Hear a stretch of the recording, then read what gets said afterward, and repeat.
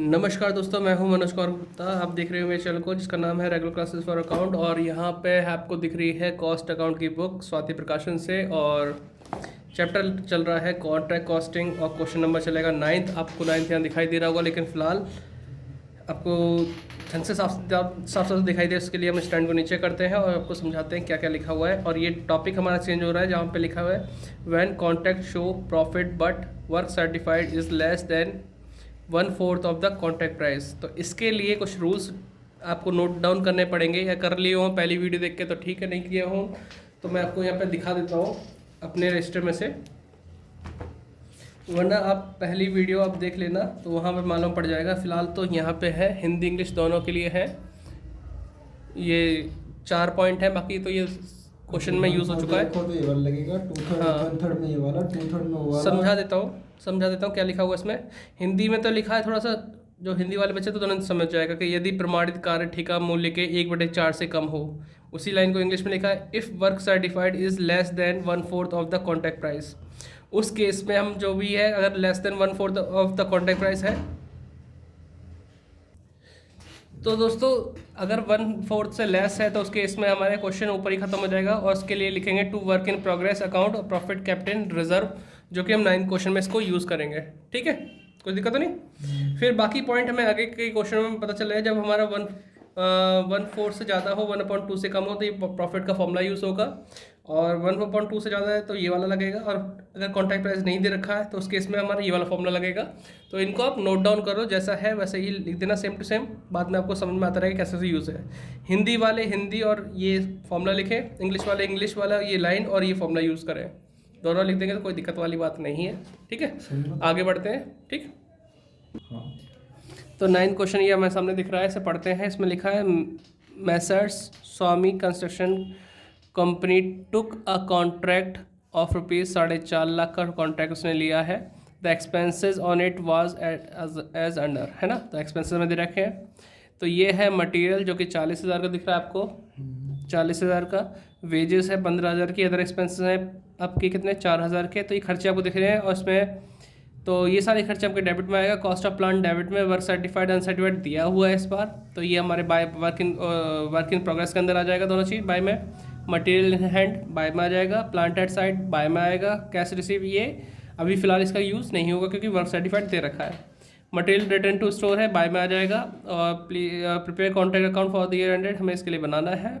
ठीक है, incomplete contract की पहचान ये होती है, सर्टिफाइड अनसर्टिफाइड दिया है तो इनकम्प्लीट है, तो इसे करके दिखाते हैं। लिखा नहीं बताने का, अगर सर्टिफाइड और इनसर्टिफाइड दोनों दे रखा है तो मतलब समझना कि इनकम्प्लीट कॉन्ट्रैक्ट है, तो थोड़ा ध्यान से सोचना ऐसे, है ना।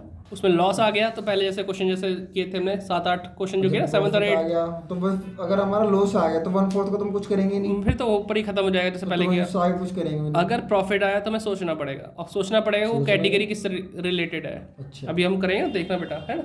तो आगे चलते हैं। तो बेटा शुरुआत करते हैं यहाँ से। मटेरियल लिखा है इसमें, और इसमें डेट वगैरह कुछ दे नहीं रखी, तो हम यहीं से लिखेंगे सीधे सीधे।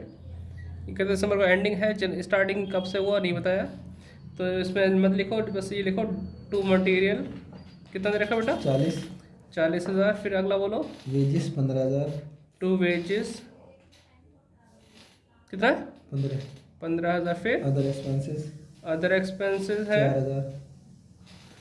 4,000। कॉस्ट ऑफ प्लांट कितना है, 35,000। तो मैं टू प्लांट के नाम से लिख दूँ 35,000। फिर वर्क सर्टिफाइड है तो इसको यहाँ लिखूँगा by work certified 1 lakh in progress. ठीक है, वर्क सर्टिफाइड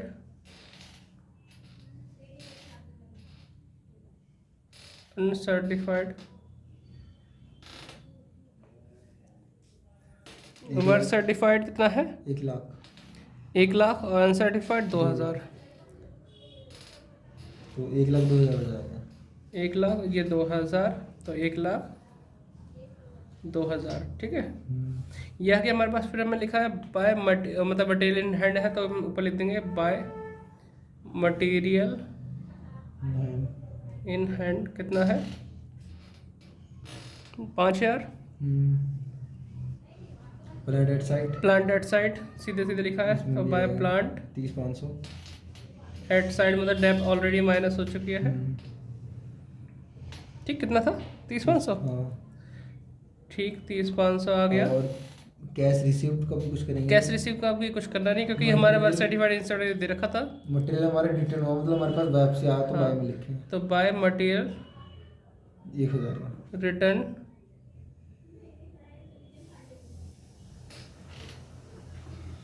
टू स्टोर कितना है? 1000। 1,000 है पूरा। ठीक, अब इतना हमने कर दिया, मतलब हमारी तरफ से क्वेश्चन पूरा कंप्लीट सा है। लेकिन अब हमें देखना है क्वेश्चन आगे बढ़ेगा, यहीं ख़त्म हो जाएगा। प्रॉफिट और लॉस देखना है। अभी हम टोटल करेंगे, फिर आपको बताते हैं। तो अभी कट नहीं करेंगे, इसमें डायरेक्ट चलता रहेगा काम। तो पहले ये टोटल करते हैं, 5,000, 30,500, 10, 1,02,000 है ना, 1,000, तो 1,38 आ गया। 1,38,500, इसमें से ये सब माइनस करते हैं। 40 ठीक है, 55, sorry, 1,38,500 94, 1,38,500 minus 40,000 minus 15,000 minus 4,000 minus 35,000, 44,500 यहाँ भी लिखा है, यहाँ भी आ रहा है। तो 44,500 हमने लिख दिया। अच्छा। हाँ, आंसर हमारा ये बचा ना। अब इसको नाम क्या देंगे? ये हमारा एक तरह से प्रॉफिट बचा है। किस नाम से आएगा ये क्वेश्चन? आगे बढ़ेगा नहीं बढ़ेगा, है ना, क्योंकि ये हेडिंग तो पेपर में होने नहीं से रही। पेपर में ऐसी हेडिंग तो मिलेगी नहीं कि भैया 1/4 से ज़्यादा है, कम है, ऐसा कुछ बोला गया हो। हमें खुद चेक करना पड़ेगा इस चीज़ को। जैसे ये हेडिंग लिखी ना, व्हेन कॉन्ट्रैक्ट शो प्रॉफिट, बोलेगा नहीं बोलेगा, हमें खुद पहचान लगेगा फिर 2/3 1/3। हाँ, तो वो मैं पहचानने का एक जरिया बता रहा हूँ, है ना, वर्किंग करके दिखाएंगे। तो फिलहाल ये हेडिंग हमें नहीं मिलेगी पेपर में, हमें खुद से सोचना होगा कि इनकम्प्लीट कॉन्ट्रैक्ट में प्रॉफिट आने पे हम कैसे करेंगे। अब इसके लिए हमें ऐसे नाम क्या देना है, तो अभी हम वर्किंग नोट करते हैं। वर्किंग नोट, और ध्यान से सुनना, एक ही बार में सुनना, तो एक ही बार में क्लियर होना चाहिए वो आपको, तभी फ़ायदा, वरना फिर बार बार घूम जाओगे इसमें। तो हम यहाँ लिखेंगे कॉन्ट्रैक्ट प्राइस। पहली चीज़ हमें लिखनी होती है कॉन्ट्रैक्ट प्राइस। ठीक है, कितना दे रखा कॉन्ट्रैक्ट प्राइस? 4.5 लाख। फिर नंबर 2 लिखते हैं वर्क इन प्रोग्रेस सर्टिफाइड, जो कि गिवन है 1 लाख।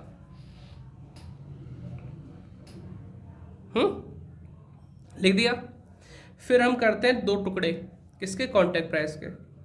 फर्स्ट 4.5 लाख का आधा हिस्सा करते हैं, कितना है? 2,25,000। दूसरा हिस्सा 4.5 लाख का हम करते हैं 1/4, तो ये आ जाएगा तुम्हारा 4.5 लाख डिवाइड बाय 4, 1,12,500। कर दिए 2 टुकड़े। ये इसलिए करते हैं कि हमें एक स्केल मिल गया। कॉन्ट्रैक्ट प्राइस का ये आधा हिस्सा है और ये 1/4 है, तो हमारा जो वर्क सर्टिफाइड है वो किस लेवल पे स्टैंड करता है? क्या हमारा वर्क सर्टिफाइड कॉन्ट्रैक्ट प्राइस के आधे से ज़्यादा है या कम है? बताओ, कॉन्ट्रैक्ट प्राइस का आधा कितना बैठता है? 2.5 लाख, मतलब है ना, 2,25,000। क्या हमारा वर्क सर्टिफाइड इससे ज़्यादा है, इससे कम है? कम है। इससे कम है। एरो नीचे हो गया। अब देखेंगे वर्क सर्टिफाइड इस 1/4 से ज़्यादा है, 1/4 से कम है? कम है। एरो फिर से नीचे हो गया। तो बात आप समझ गए कि आपका ये वर्क सर्टिफाइड कॉन्ट्रैक्ट प्राइस के 1/4 से कम है। मतलब वर्क सर्टिफाइड में से और 1/2 में से, मतलब क्या चेक करेंगे कि हमारा कम है कि नहीं है? कौन सा ज्यादा होगा उसको नीचे एरो कर देंगे। हाँ। फिर इन दोनों में चेक करेंगे 1/2 में और 1/4 में कितना, कौन सा ज्यादा है। हाँ, तो इसे नीचे वाले। हाँ, फिर से मैं समझाता हूँ वरना घूम जाओगे खामगा। ये आपका 1 लाख का वर्क सर्टिफाइड है, ये मैंने कॉन्ट्रैक्ट प्राइस का हाफ किया, कॉन्ट्रैक्ट प्राइस का 1/4 किया। तो 1 लाख की अमाउंट जो वर्क सर्टिफाइड की है वो इस अमाउंट से ज़्यादा है, कम है? ज़्यादा है। इस अमाउंट से? हाँ, कम है। कम है ना। 1 लाख की अमाउंट इससे कम है, यानी वर्क सर्टिफाइड आपका इससे कम है। एरो नीचे हो गया। फिर ये 1 लाख की अमाउंट इससे ज़्यादा है या कम है? कम है। इससे भी कम है, तो एरो नीचे हो गया। तो हम कह सकते हैं कि आपका वर्क सर्टिफाइड कॉन्ट्रैक्ट प्राइस के 1/4 से कम है। जो ये लाइन बोल रही है ना, पढ़ के सुना रही है, ब्लैक हेडिंग वाली, तो वही चीज़ हमने यहाँ क्लियर कर ली। हमारा वर्क सर्टिफाइड कॉन्ट्रैक्ट प्राइस के 1/4 से भी कम है। जब कम होता है तो मैंने जो आपको शुरुआत में, इस वीडियो की शुरुआत में जो रूल्स दिखाए थे, उसके हिसाब से आपका क्वेश्चन यहीं खत्म हो जाएगा, यहीं पे ऊपर। और किस नाम से आएगा वो नाम? To work in progress account of profit capped in reserve. इसका मीनिंग होता है, मीनिंग अभी पहले टोटल यानी दो 138500। तो आप ये नोट डाउन कर लेना पूरा पूरा, है ना, जितना आपको दिख रहा है। इसका मीनिंग ये होता है कि आपका वर्क सर्टिफाइड अभी ज़्यादा नहीं हुआ, 1/4 से भी कम है। ऐसी कंडीशन में थोड़ा बहुत प्रॉफिट होता भी है तो उसे प्रॉफिट मत मानो, उसे आगे के लिए रिजर्व रखो। रिजर्व के अंदर यानी कि प्रॉफिट को कैप्ट इन रिजर्व रखो, आगे के लिए बचा के रखो कि आगे जरूरत पड़ सकती है तो उस प्रॉफिट का आप इस्तेमाल कर लोगे, क्योंकि काम अभी और भी करना बाकी है। अभी हिंदी में बोले तो काम अभी 1/4 से भी कम हुआ है। जैसे कहते हैं 4 मंजिल बनने है, अभी जैसे मान लो किसी एक बिल्डिंग में 4 मंजिल बनी है, अभी तक 1/4 ही बन पाई है, मतलब 1 मंजिल ही बन पाई है, बाकी तो काम है। तो ये नहीं होना चाहिए कि कॉन्ट्रैक्टर को कि थोड़ा बहुत प्रॉफिट आ गया उसे खर्च करने में लग गया, बचा के रखो, अभी आगे भी जरूरत पड़ सकती है इसकी, है ना। तो इसीलिए हम क्वेश्चन को आगे नहीं बढ़ाएंगे, यहीं पे खत्म करेंगे, लेकिन क्या लिखकर, to work in progress profit capped in reserve, बस इतना सा। ज्यादा होता, अगर इसके से हाँ 1/4 से ज्यादा होता, 1/2 से कम होता, उस केस में क्वेश्चन आगे बढ़ता, जो फॉर्मूला लिखा हुआ ना उस कंडीशन में वो फॉर्मूला इस्तेमाल होता, जो अमाउंट आता फिर बैलेंस बचता, वो बैलेंस लिखना पड़ता वर्क इन प्रोग्रेस में। तो वो आपको ये चीज़ कब मिलेगी, 12th क्वेश्चन मिलेगी। अभी आपका 10th और 11th सेम ऐसी क्वेश्चन है, करने की कोशिश करना, ठीक है। तो आप इसे नोट डाउन करो, फिर मिलते हैं नेक्स्ट वीडियो में। बाय बाय, ख्याल रखो अपना, पढ़ाई करते रहो।